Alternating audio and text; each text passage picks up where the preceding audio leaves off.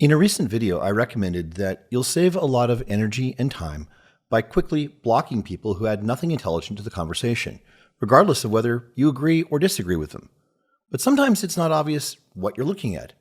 You may come across someone who is arguing passionately for their beliefs, and maybe they're making some good points. You disagree, but wonder whether it's worth your time to respond. Some people you meet are reasonable.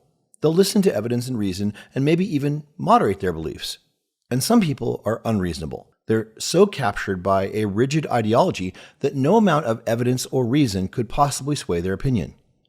In video game terminology, these people are the NPCs, non-player characters. Like in games, they come pre-programmed with their positions and talking points, and nothing you say is going to ever make a bit of difference.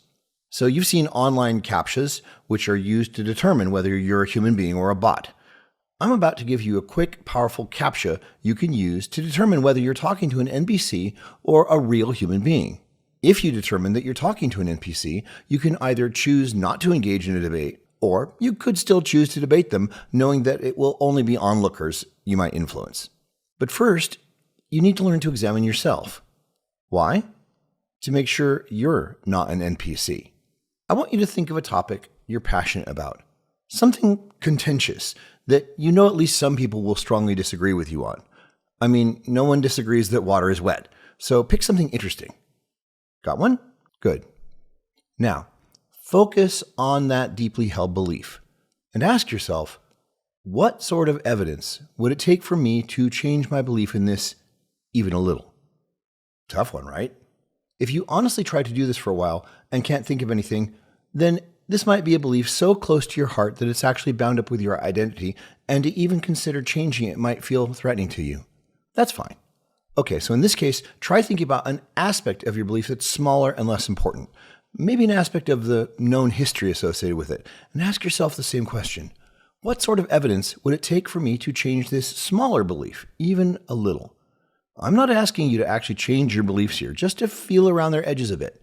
This exercise is intended to help you develop intellectual humility, which is a healthy respect for what you don't know and what might not even be knowable. Why is intellectual humility important? Because if you're going to debate someone, then you'd like them to also be reasonable and humble about what they know. It's just the golden rule. Be for others what you would have them be for you. Now here's the trick.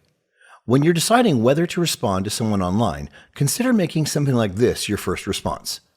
I appreciate your passion for the subject, and I think you're making some good points. For instance, and here, tell them what you think is good, and make it sincere. And then you continue. Obviously, not everyone agrees. Can you state anything that you appreciate about the other side's arguments in this debate? Just one thing. Just one thing they're saying that makes sense to you, even if you disagree with all their conclusions. In my experience, if they don't ignore you outright, what you'll usually get back is a stupid joke or simple dismissal. In these cases, you now know that they're an NPC, and you can safely ignore or block them. On the rare occasions when someone actually rises to this challenge, it might be worth talking with them some more. Real debates are shared searches for higher truth, where either party might end up changing their mind, or at least refining their position.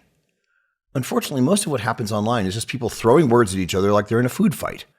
So before you waste any of your precious life energy, figure out whether you're even talking to an NPC who is just going to robotically parrot back their talking points, or whether you're talking with a real human being who is capable of actually thinking about what you say.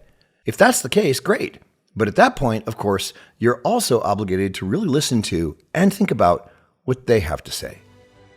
If you found this tip helpful, let me know in the comments. And if you like it or subscribe to my channel, it will actually help the algorithm know to show this video to more people. See you tomorrow.